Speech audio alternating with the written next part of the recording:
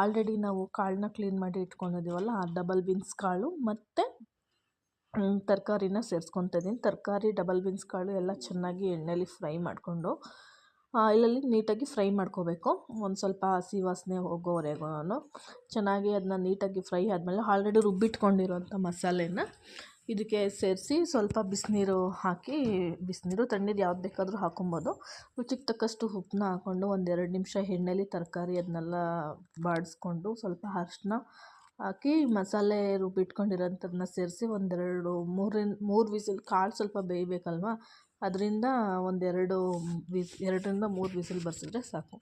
ನೋಡಿ ಕನ್ಸಿಸ್ಟೆನ್ಸಿ ನೀರು ಎಷ್ಟು ಬೇಕೋ ನಿಮಗೆ ಅಳತೆಗೆ ತಕ್ಕಷ್ಟು ನೀರು ಹಾಕ್ಕೊಂಡ್ರೆ ಇದು ದೋಸೆ, ಪೂರಿ, ಚಪಾತಿ, ಪಲಾವ್ಗೆ ಈ ಥರದನ್ನ ಗ್ರೇವಿ ಥರ ಏನಾದರೂ ಮಾಡಿಬಿಟ್ರೆ ತುಂಬ ಟೇಸ್ಟಿಯಾಗಿರುತ್ತೆ. ಪಲಾವ್ ಮತ್ತು ಗೀ ರೈಸಿಗೆಲ್ಲ ವೆಜ್ ಕುರ್ಮಾ ಥರನೂ ಈ ರೀತಿ ಮಾಡ್ಬೋದು.